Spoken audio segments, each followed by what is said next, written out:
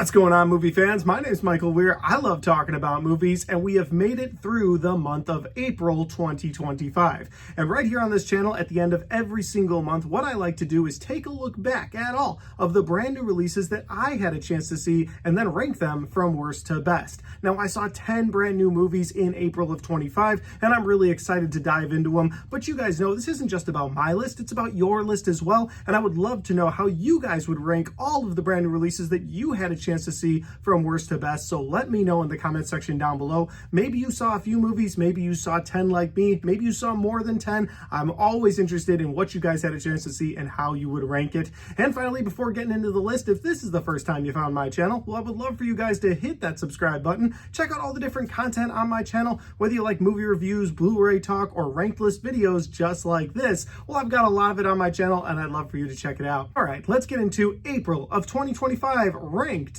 from worst to best. Here we go. That is one big pile of shit.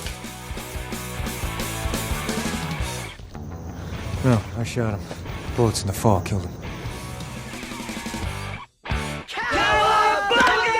Coming in at number 10, the worst of the worst, we have to talk about the film Gunslingers. And Gunslingers is a movie that I was excited about because I loved Westerns when I was a kid. I used to watch Bonanza all the time. I watched Gunsmoke all the time. I know I sound like an old man, but that's what I was allowed to watch. And so I have a love in my heart for old Westerns or new Westerns, Westerns in general. But in the last 20 years, Westerns have really just been kind of shoved aside in Hollywood. We don't get a lot of those. They used to be the thing. Now comic book movies are the thing. Maybe 20 years from now, comic book movies will be out and something new will be in. The point I'm making is that when a Western comes to theaters, I get all kinds of excited about it. And I found out that this movie was starring Nicolas Cage. So I was in. I was sold. I was like, all right, give me a fun Wild West movie. Throw in Nicolas Cage doing a crazy performance. This will be a fun time, right?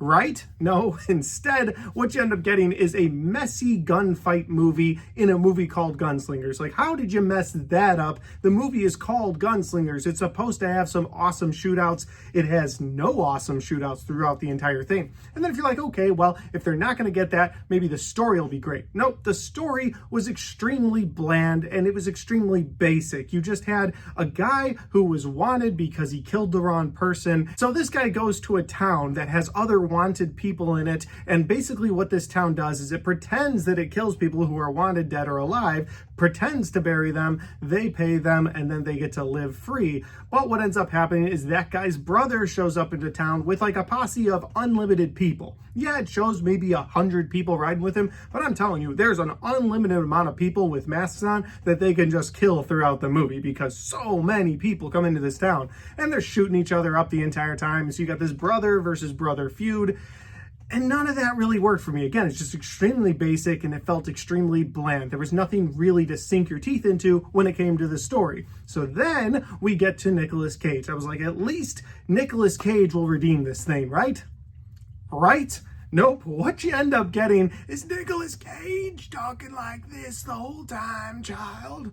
And he's quoting Bible verses, child, the whole time, just like this. I'll stop that now, but that is what Nicolas Cage does the whole time. All right, that's the last one, but that's what he does for the entire movie. So for all of those reasons, Gunslingers is a movie I'll never go back to. Hopefully I can put it out of my mind till I have to rank all of the movies at the end of this year. Gunslingers, the worst movie in April. Let's move on. So now we get into number 9 on this list. And number 9, we have the film The Shrouds. Now this film is directed by David Cronenberg, who gave us The Fly back in the day. And of course, that is an incredible film starring Jeff Goldblum. And I was hoping for some body horror out of this just based on the synopsis of the film, because the movie is about a guy who invents this thing called grave tech. And grave tech is where you could take these shrouds to shroud your loved ones in once they die. They'll get put in the ground, but then you can use this app on your phone to watch through the shrouds to see them decompose. And I was like, okay, we're going to get some nasty body horror in this movie. And yeah, at times you see somebody that's kind of amputated or you see skeletal remains, but you don't get anywhere near what you're expecting out of the last name of Cronenberg. Like if his son directed this, I feel like it would have been better because the body horror would have been ramped up. But it was David Cronenberg that did this one. And so you get into the story of this movie about this inventor who creates this, and you find out that he created it out of grief because he lost his wife and he wanted to watch her decompose through time. And so maybe there's an emotional story you could get out of this as the viewer.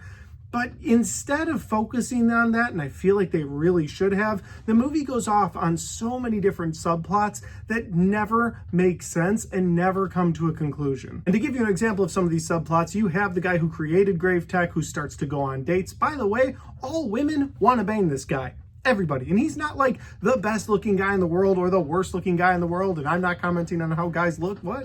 Ignore that. Ladies and gentlemen, we got him. But the point I'm trying to make here is that if this guy talks to any girl, they just want to have sex with him, and this movie shows so much of it. And the sex scenes in this movie are so incredibly cringy. One person in particular that he has sex with in this movie several times only gets turned on when he says weird shit. And also, she's the sister of his dead wife. And so it's just weird and cringy the entire time.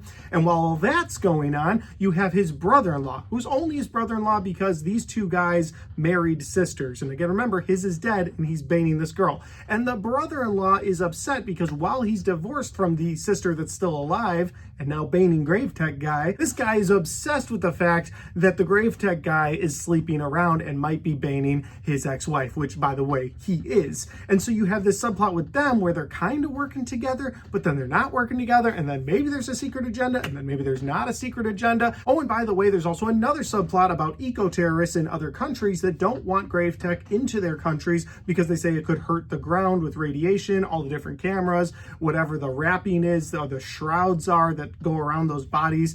And so you've got that subplot too. And so when you have all of this going on, and nothing scary, which again, it's billed as a horror movie, so I expect a little bit of horror out of my horror movie.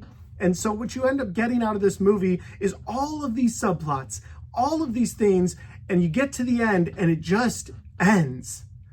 And I'm like, what are you doing? You didn't come to a conclusion with any story at all. Maybe you proved that the main guy in this movie is a psychopath or a scumbag or a little bit of everything. But at the end of the day, it was a movie that felt messy. And somehow, while it felt like the longest movie in the world, it also felt like it was rushed at the end because they didn't have an ending set up.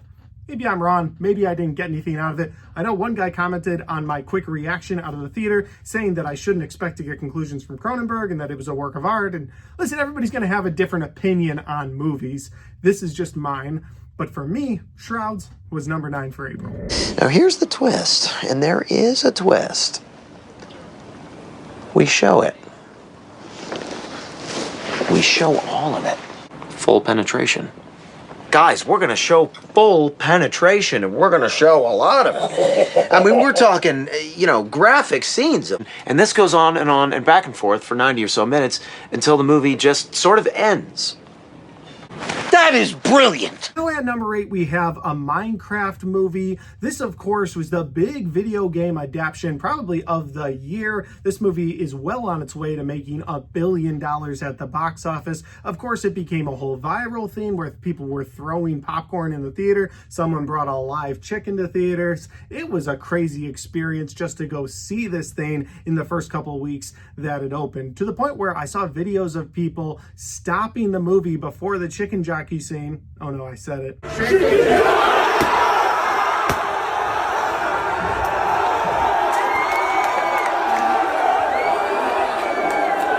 But they would walk into the theater and they'd be like, we're not going to horse around during this part. We're not going to do anything crazy. That's enough. We're going to not start this movie again if anybody freaks out at the chicken jockey spot. I said it again.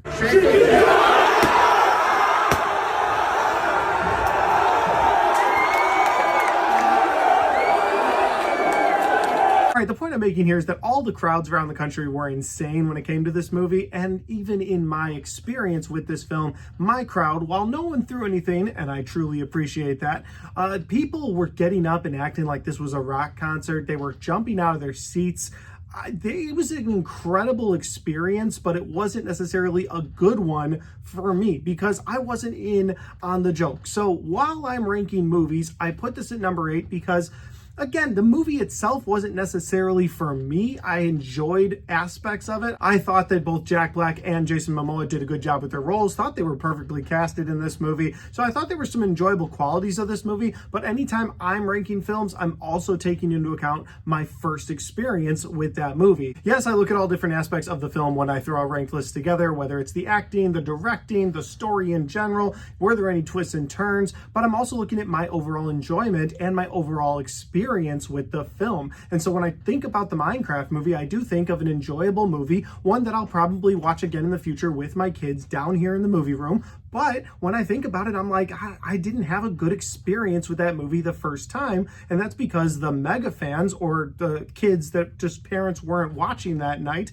decided to take over the movie theater. And I think that that sort of tainted my experience with it. And then if I had had a normal movie theater experience with the Minecraft movie, I might have put this a couple spots lower. Now, it doesn't matter in the grand scheme of things, no, but that's why it's at number 8. But again, that doesn't mean it's necessarily a bad movie. There were some good things in Minecraft. If you loved this movie, if you went and saw it a couple of times, if you're looking forward to the day it comes out on streaming like my 10-year-old son is, then that's awesome. I'm really happy for you. I will watch it again in the future, and at the end of the year, maybe it'll move up or down a couple of spots, just depending on how my experience is with this movie at home. And I've said this on the past of my channel, and I'll say it again here, but when there's a family-oriented movie, those aren't always going to be at the top of my list. It's very rare for those to get there, but if my kids resonate with those movies, or if my kids are quoting those movies, then there's a possibility that it's going to fluctuate on my list. And so far, my kids have been quoting this movie over the last month. They really enjoyed their experience with this movie. So again, in the future, I could see this get into a better spot on my list, but for April,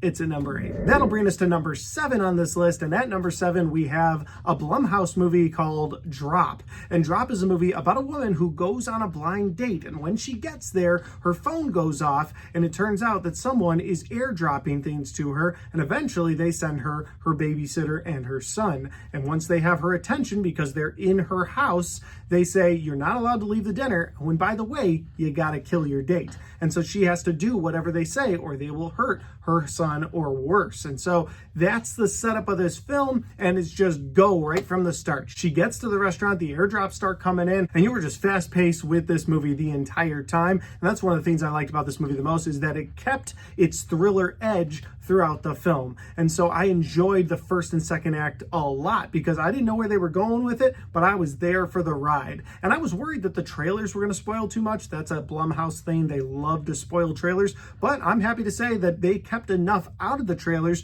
where I still had an enjoyable time and I could enjoy the thriller element of this film. And I think the main reason that this movie isn't lower on my list, because I did genuinely enjoy those first 2 acts, was because the third act went completely haywire. The third act just did unbelievable thing after unbelievable thing, like people getting shot and just being able to continue on with whatever they were trying to do. And don't get me wrong, I understand that adrenaline exists. People can get shot and do incredible things afterwards, but one guy gets shot right through the stomach, and then he's able to do something that was extremely strong, and I just don't buy that at all. Another person gets shot, I think in the stomach as well, again, continues on without an issue. So there's things like that where it's just wildly unbelievable. Also, this movie is supposed to be set in Chicago, and she gets from one side of Chicago to the other side of Chicago really fast. Granted, she's breaking some laws to do it, but you're telling me there's no traffic on a Friday or Saturday night? Come on. Come on, there's no way that was possible. So the point I'm trying to make here is that Drop was an enjoyable thriller up until that third act, and then if you turn your brain off, you can enjoy the rest of the movie. So I had an enjoyable time with this movie, and since it's from Blumhouse, I feel like that's a big deal, because I don't think I enjoyed any of the Blumhouse releases last year. So for that reason, this movie is number 7. At number 6, we have the film Hell of a Summer. Now, Hell of a Summer was a movie that was co-written and directed by Finn Wolfhard. He also stars in this film, and the movie is about a group of camp counselors who get to the camp a couple days before the kids are supposed to get there. Of course, they're going to get acclimated to their roles as camp counselors, but the people that own the camp, that run the camp, well, they don't show up. That's the first big red flag. And then that night, the first night that they're all there, well, somebody is going around in a mask killing people, and so the movie quickly becomes a camp slasher film. And for all those reasons, I was excited about this movie, because I love camp slashers. I love slasher movies set at camp. If you give me a slasher movie set at camp, I'm gonna check it out. There was a movie a couple years ago called She Came from the Woods. It's kind of a slasher, kind of a witch film set at a campground. I watched it as soon as I could. The point I'm trying to make here, I love camp slashers, in case I haven't said that enough. Some of my biggest positives coming out of Hell of a Summer were the performances. I really enjoyed the different performances we got out of the different actors and actresses in this film. I thought they were convincing. You know, there were young adults doing dumb young adult stuff, and that's what you kind of needed a camp slasher. I also liked the serial killer look in this movie, going around killing people. That was fun to watch as well. But I think ultimately what held this movie back from me really enjoying this thing was that they said it today. Like, the movie feels like an 80s camp slasher movie. People are dressed like it's an 80s camp slasher movie. But then every once in a while, they'll all pull out smartphones and you're like, oh yeah, that's right, that's set today. And it didn't feel right. It felt tonally off. It felt like the movie was supposed to be set in the 80s. It had been written to be set in the 80s. And all of a sudden they were like, nah, we gotta have product placement. So throw cell phones in there, throw some cars in there that are updated. And it was just like, I wish you hadn't have done that. I wish you had left it set in the 80s. It just feels a little more remote, because once the actual phone line is cut at a camp slasher in the 80s, well, now there really is no way to call for help. In this movie, it's just like, hey, we locked the cell phones up, let's go get them. And nobody does, but you, the viewer, know that the cell phones are right around the corner. Just go get them and start making phone calls. People are on their phones at the beginning of the movie, so there's clearly cell service out there, so they have to have unnecessary scenes where cell phones get locked up and then people conveniently forget that cell phones exist, and you just didn't need any of that, and it kind of took me out of the experience for Hell of a Summer. But overall, again, an enjoyable movie, one that I think I'll go back to later this summer, maybe even do a summer outdoor movie at my house, watch it outside at night, see if that's a better experience, because I feel like that's how you should enjoy this movie, not in a cold theater on a rainy day. You should watch it in the heat of the summer. So if you get the chance, watch it outside somewhere. Hell of a Summer is number 6. At number 5, we have Rami Malek in The Amateur. Now, this is a revenge film, but not a traditional, I'm gonna shoot him up everybody revenge film. This is more along the lines of a guy who loses his wife to a very tragic situation and wants vengeance on the people that took her life, as just about any husband would. But the difference here is that he works for the CIA. Now, he doesn't work for the CIA in that he goes out and he gets into hand-to-hand combat fights and he knows how to shoot guns. No, he works for the nerdier side of the CIA, but he knows how to build some bombs. So while he's on a vengeance mission throughout this film, there's not really any hand-to-hand combat. It's a very slow-paced revenge film where he goes after the 4 different people who killed his wife slowly and methodically throughout the film. You also get to see his character go on a bit of an arc where he's just strictly out for vengeance at the beginning, and he tells his superiors, I don't care what they've done or why you're playing the long game with these terrorists or what you're trying to get from them. Maybe you're trying to get their empire. I don't care. I just want them. And so he goes on this journey of being that character to, by the end of the film, completely changing his view. Yes, he still wants justice for his wife. He still wants his wife's life to have mattered. But when he goes to go against the final terrorist that was one of the people that killed his wife, he takes a very different approach that his character at the beginning and middle of this film would never have taken. And I like that. I like that arc that Rami Malek's character went on. On the negative side, I did go into this movie expecting a bit more action, and what you end up getting for action in this movie is Lawrence Fishburne fighting someone else who's also too old to have an action scene. That didn't really work for me. Also, Jon Bernthal is wildly underused in this movie. I'm glad the guy is getting work. Listen, get work where you can. I get it. But they wildly underused Jon Bernthal. He comes into this movie and you're like, okay, that's a badass assassin that works for the CIA. We're going to see him later. And then you do see him later and you're like, all right, it's about to go down. And him and Rami Malek's character have a conversation with each other. And I was just kind of like, I wanted so much more out of Jon Bernthal.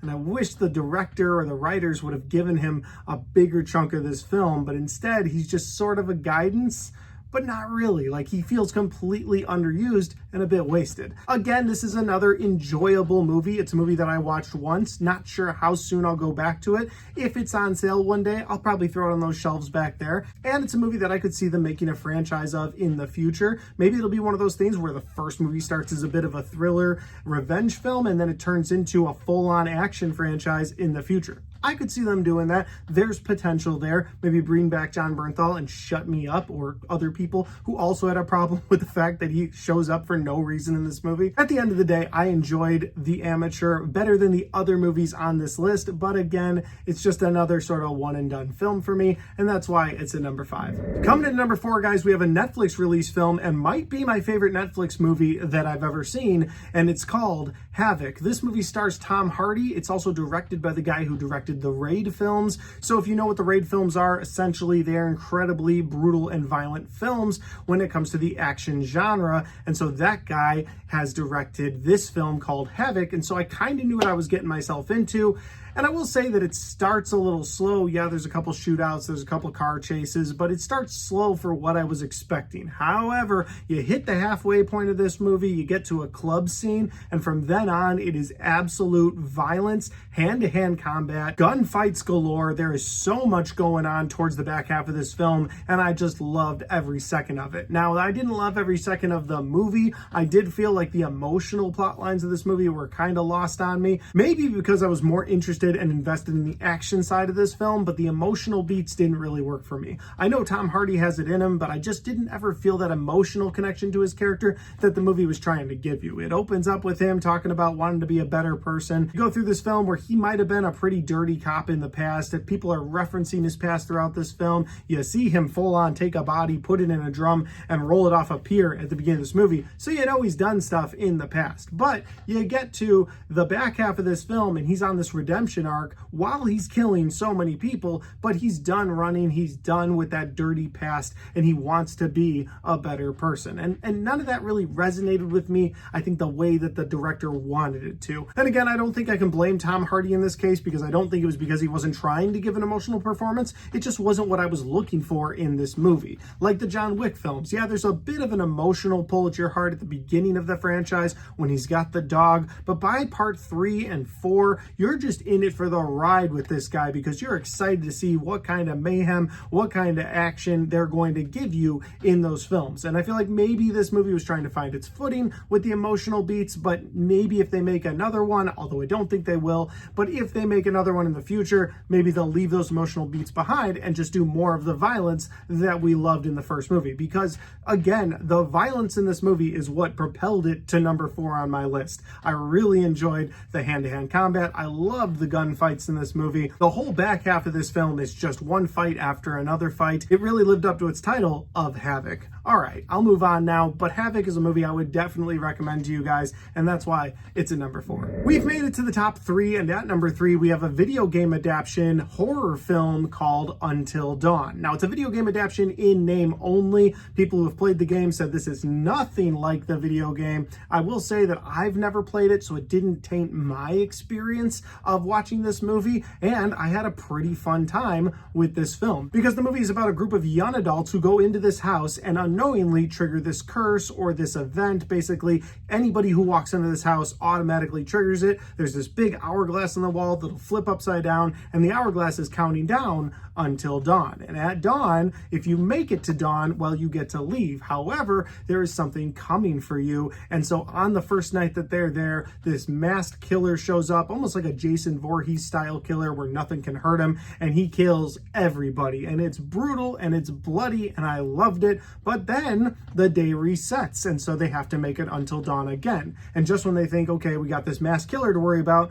well, it's all of a sudden a possession film. And then after that goes through them and they all get up the next day again, the hourglass resets, well, now they've got a whole new set of problems. And essentially what this movie is doing is just throwing horror trope after horror trope after horror monster after horror ghost after them. And I was there for it. I loved that this movie was able to throw so much from the horror genre that I love into one film because of the day repeating itself gimmick. And so there were things that I really liked about this movie, like the gimmick itself, but I also liked that, like, when they woke up the next day, everybody remembered the day before. It wasn't like one person trying to convince everybody, because that would have gotten old really fast if it was just like, oh no, I swear we were all killed by a killer. No, everybody woke up like still in pain from the death that they had just received. One girl had bruises on her face after the first night. Another guy had a big blood stain on his shirt after one night. And I really liked that. I liked that they kept all the characters remembering as the days went by, as they were trying to survive the night. Where the movie starts to teeter is explaining where all of this happens, because the movie doesn't do a good job with that. That's my biggest negative for this movie. If you're there looking for answers to what this is all about, they're going to give you a little bit of details about a doctor and about something that happened to the town that this house was built around.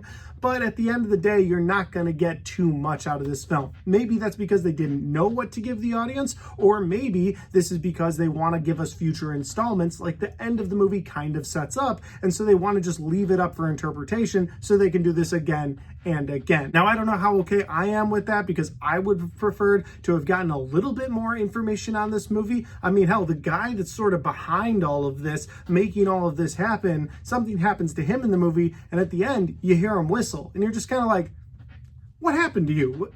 What's going on here? So I don't know what they're going for, other than maybe Sony was looking at this as like, this might be a cash cow. Let's throw this thing in at the end. If it does well in theaters, we're making 6 more. And we might get 6 more. We really might. Just day repeating horror films. And maybe I'm here for it because I had a really fun time with Until Dawn. And it's a movie that I could completely understand if they butchered the source material and you're a video game fan, you're like, no, this movie was one of the worst of the month. I could see that entirely. But again, because this was my first interaction with Until Dawn at all, I had a fun time. I love movies that have the day repeat themselves, and I thought it was unique to do it in a horror slasher sort of way. So between that, the carnage in this movie, I had a really fun time, and that's why Until Dawn is number 3. We've made it to the final 2, and at number 2, this is where the list's going to get a little bit controversial. Are you ready for it? Because at number 2, I have Sinners. Let's go get this son of a bitch. Sinners is directed by Ryan Coogler, and it stars Michael B. Jordan and Michael B. Jordan, because Michael B. Jordan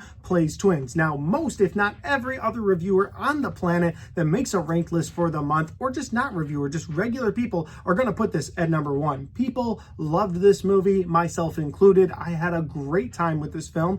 It's not my number 1 movie. We'll get to that in a minute. I really liked Sinners though, so I don't want to take away from Sinners. It is at number 2, but I could see this and my number 1 switching because they're both so damn good.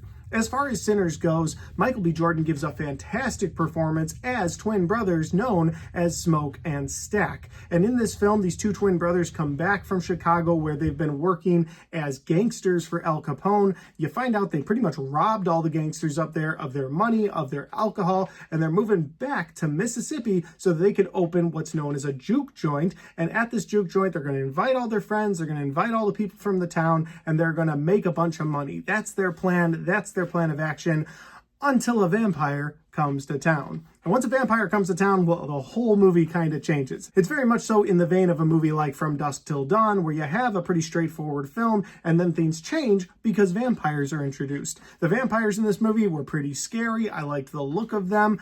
Where this movie didn't work for me was more along the lines of the music that they use in this film. Music is a huge portion of this movie, where basically the story is trying to portray to you that music is the connection to our past. It's also the connection to our future. And there's one blues player in this film that catches the attention of the vampires, and they want what he has. And if they can turn him, well, then they can have his power of the way he's able to play blues music. And again, the music itself, blues music's not really my thing. The vampires are all doing these Irish folklore songs outside. That's not really my thing. So I didn't connect with the music portion of this movie that I really feel like was a big portion of this film. So that's one of the reasons this is at number 2 for me.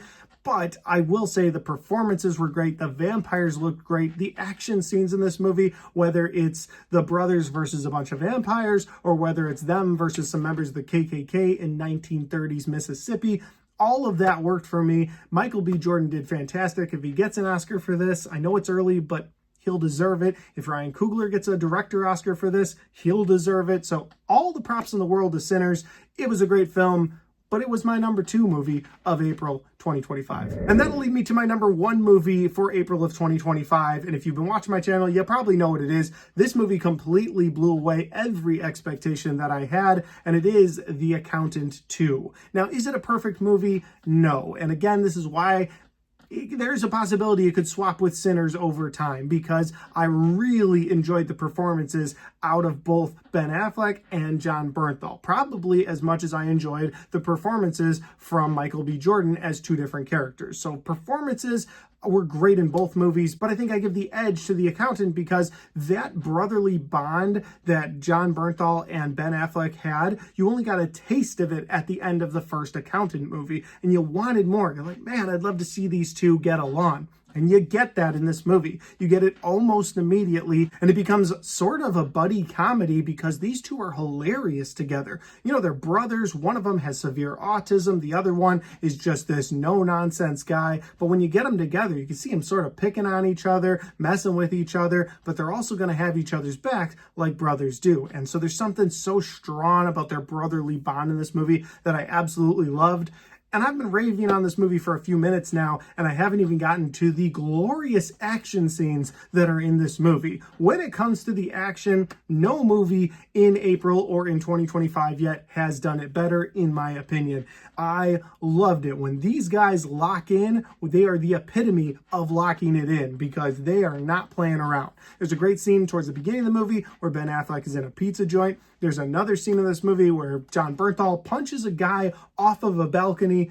It's a pretty great scene, but you get to the third act of this film where it is gunfights, hand-to-hand combat fights, and it is awesome. I loved what they did in this film. Both of them are cool, calm, and collected. They're both these highly trained assassins. You found out they were trained by their dad in the first one. And what they're going to do in the third act, I don't want to spoil things, but they're going to save a group of people, and you're immediately on board for them saving those people. And so you're just going along with them, and you're like, we gotta get this done. Now, all of that said, there are some things that didn't work for me in this movie, like the thriller aspect. Now, the first movie was very much so a thriller first, action second sort of movie. A lot of action towards the end, but for the most part, it was a thriller mystery film trying to figure out what's going on with this movie. Had a fun twist reveal at the end because you find out that they're brothers. But in this movie, you know that they're brothers, but the movie still tries to introduce a thriller element with another character, and that didn't work for me as much as I would have wanted it to, or as much as they wanted it to work for me. It felt a little bit unbelievable. There's a character in this movie that essentially has lost all memory, and so they've become a completely different character. Now, supposedly, it's a real thing. Maybe I didn't bind to it as much because I had never heard of it before, but this character does lead to some really fun action scenes, some really good knife scenes. Like, there's some good moments in this movie with that character. So even though I didn't fully buy the thriller element that surrounds this character, I did enjoy what this character was doing. And the other little gripe that I had with The Accountant 2 was the group of autistic kids who were basically unstoppable when it came to being online. Like, they're so smart, even though they've got these autistic things holding them back from the rest of the world. They're so smart on a computer, on a laptop, they can hack anything in the world. And I mean anything, from somebody's Ring doorbell to the CIA. They can hack anything at all. And after a while, that did become a bit unbelievable with just how quickly they were all able to do that. Those are just a couple of gripes that I have with the movie. That doesn't mean it's bad at all. I had a fantastic time. Say that again? With The Accountant 2. I'm really looking forward to the next time I have the chance to sit down and watch this movie. Again, just the brotherly bond that both Ben Affleck and Jon Bernthal have, and then just the action scenes, especially towards the end of this movie, were so damn fun. That moment on a bus, if you've seen the movie, that moment was awesome. Just, there's a guy holding somebody hostage. If you've seen it, you know what I'm talking about. It was great. And for all those reasons, The Accountant 2 is my #1 movie for April of 2025. And guys, those are all the movies that I had a chance to see in April of 2025, ranked from worst to best. This was definitely my favorite month of 2025 so far when it comes to movies, when it comes to theater experiences. I had a better time collectively in April than I had for the first 3 months. The first 3 months still had a few movies I liked, but this month really stepped up, especially with my top 3. Really enjoyed those movies. Now, like I said at the beginning of this video, if you saw a bunch of movies in April of 2025, I would love to know how you rank them all from worst to best. Remember, nobody's list is perfect, so all I'm asking is just be normal in the comment section. Your list isn't better than my list, it's just your list and it's just my list. Just keep that in mind and comment away. With all that said though, guys, if you like this video, don't forget to hit the like button because it helps the video, it helps the channel, and it helps me right here. Thanks for watching. I'll see you next time.